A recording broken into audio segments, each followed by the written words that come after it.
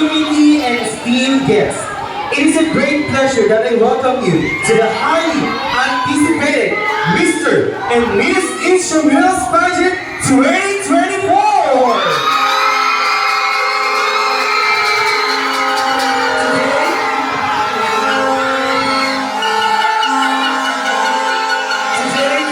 The combination of hard work, talent, and dedication as we showcase the best and the brightest individuals of our high school and senior high school community. Get ready to witness the hard work and dedication of our lovely candidates given for this event. I'm Sir Iman, the club advisor of Athletics Club, but today allow me to be your host for today's event.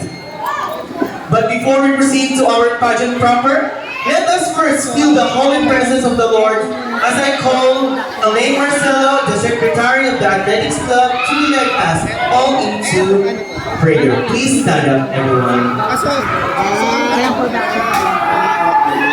Bigay-bigay. Ito muna. Production number. May iba-ibang papel. Let us bow our heads to the presence of the Lord. Praise Him for this event and your purpose for it. We know that when we gather together, you always have a divine agenda. We love you for that authority, that even when we have done what you have asked, the results are so much greater than we ever could have imagined. We pray that you anoint their heads so they are able to deliver flawless answers. Anoint their voice so they are able to sing praises to your name. Order their steps so they are able to walk confidently and gracefully on stage. Amen. Thank you, Elaine, for setting a wonderful tone for today's event. And now, you may sit down na po. Thank you. And now, let us proceed with the formalities. I would like to call Sir Ricardo Mercado, our lovely Vice President, to deliver his opening remarks for today's event. Let's give him a round of applause.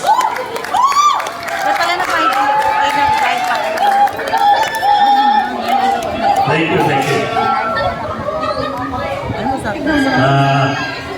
To our dear students, faculty members, and the staff, to our parents and guests, a pleasant afternoon to all of you. Firstly,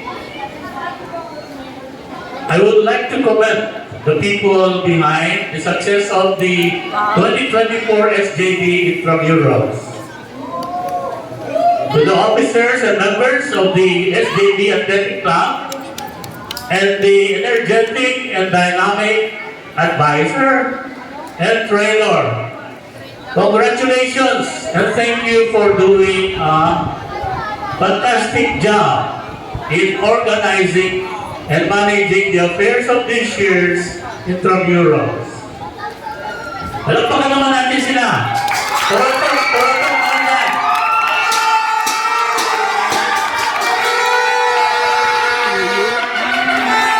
Thank you, thank you.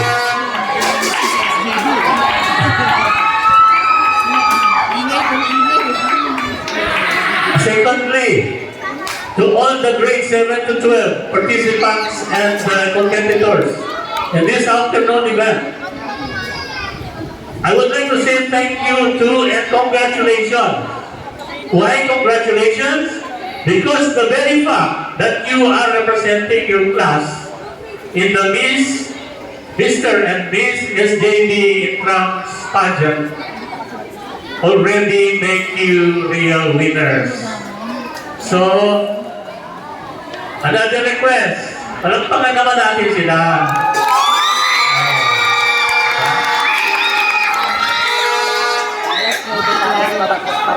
You know, joining a school intramural can give you positive returns.